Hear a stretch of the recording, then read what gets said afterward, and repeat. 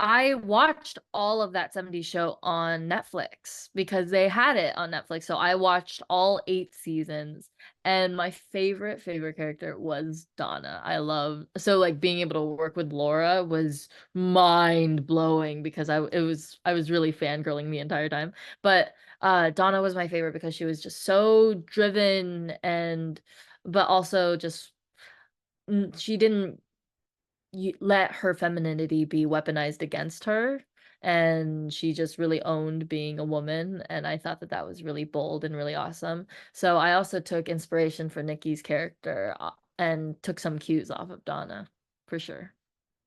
And Sam, in terms of that sort of 70s show, when you originally auditioned for the role, I know I'm taking you back a bit, but I imagine it was probably during the time maybe of COVID, maybe sort of self-taping, maybe it was maybe in-house tape, maybe you got to audition before COVID.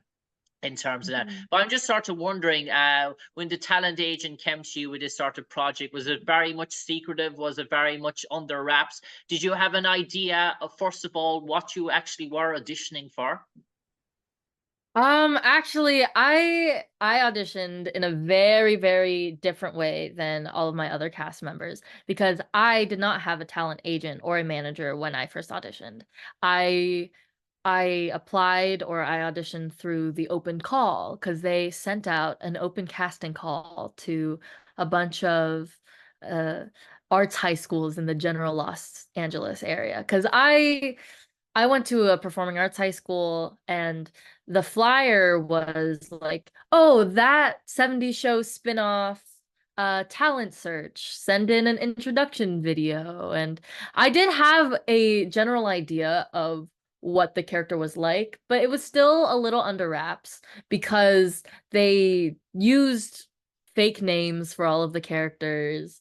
Like I think Jay was actually Bob, and my character Nikki was actually Sophie. So they had like all of these aliases for the characters, but it was very upfront that it was all like, "Oh, that 70s show spinoff, that 90s show casting search. We're looking for this, we're looking for young people and we're looking for teenagers." And initially I wasn't going to audition because I was like, "Oh, nothing's gonna come of it. I'm so busy. I'm a junior in high school. I have AP classes to worry about." But then all of my friends started submitting, and I was like, okay, well, I guess I got FOMO. I have like a severe case of FOMO. So I was like, okay, I guess I'll submit, but it's just for fun.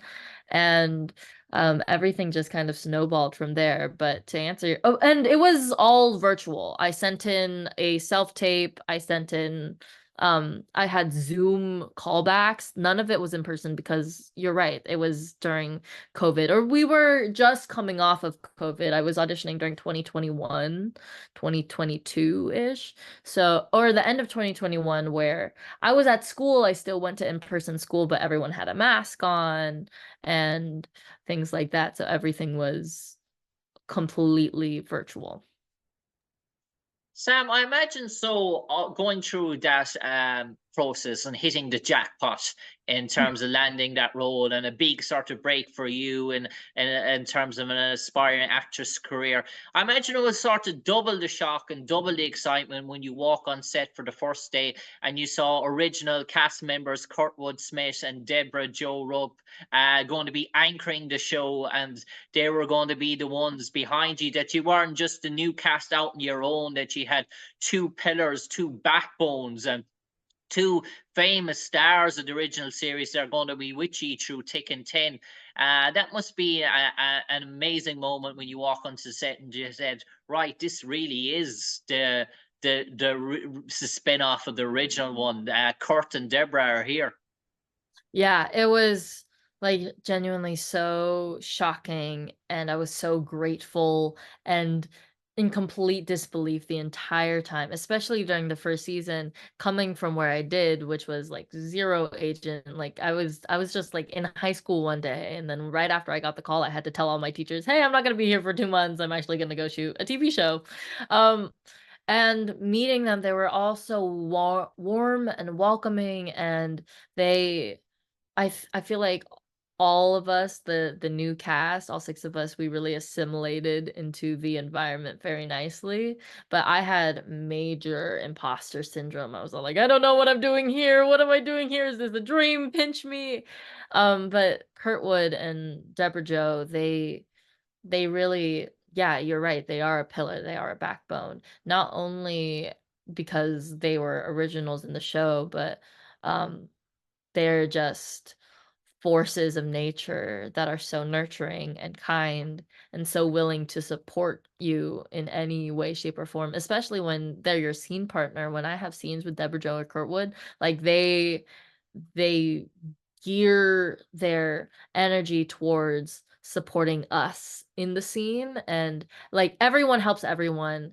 How can I set up your joke the best so then you can set up my joke? It's like it's a big, huge collaboration and incredible, and I love them, and I'm constantly starstruck that by them, and, like, every day. And the last girl to be associated with a Kelso went on to major Hollywood fame, the one and only Miley Kunis, in terms of Ashton Kutcher and Miley Kunis. And your character, Nikki, she's, dare I say, she's got an awful lot of scenes with the Kelso in this series. Mace Cornell, who plays Kelso, and how would you sort of fare this 90s generation of the Jackie and Kelso to the Nikki and Kelso, dare I say? Well, I mean, surprisingly, I don't have a lot of scenes actually with Mace. Contrary to popular, I have a lot of scenes with Max, which is he's also Kelso-esque in his like Nate's character is very Kelso-esque. But I feel like everyone has a very that 70s show vibes of like friend group because all of us have similar chemistry as to the original cast did because they were all just friends. They were all genuinely a friend group and they all enjoyed each other's company. And all 6 of us here at that 90s show, we're constantly hanging out with each other off screen as well. And you mentioned there about the chemistry and the camaraderie between the cast on that sort of 90s show as well. And in terms of season two, I watched the trailer, and without giving much away, there I say it's all about the trials and tribulations of teenage lives through breakups and dare we say cat bites, and dare I say on again off again sort of you're my best friend, you're not my best friend, I hate you, I love you, and Yeah. everything in between. All of that is in that 90s show. And what I love about our show is that it does mirror how teenagers interact with each other. So I think the log line for it is like, oh, teenagers don't change, they just change clothes. So at the end of the day, regardless of the decade that we're in, every friend group, every teenager goes through like the process of like, "Oh, who are my friends? What relationships do I care about? But I also have to care about school, and I also have to care about my future." But, like, so it's like a big, again, just cluster of everything, especially as a teenager myself. I experienced the same tensions and the same, conflicts in my friend groups that I did in as Nikki in that 90s show. And one thing about that sort of that 70s show, and I was wondering, you mentioned that you are teenagers, and the actors who portrayed the actors in that 70s show were a bit older than you when they were portraying these sort of characters, and they were portraying scenes of getting stoned and weed and getting high and getting drunk and all these sorts of scenarios, which was sort of there were very much older sort of actors pretending that sort of thing. But how was it like for you to try and sort of say, right, we sort of have to sort of pay tribute to the 70s show, but maybe sort of say where the boundaries are, or are you like, no boundaries, let's keep it to what made it so famous? I think it's the latter. We didn't really like it's not that there were no boundaries. It was more like we were all coming in with the excitement of like, "Oh my gosh, this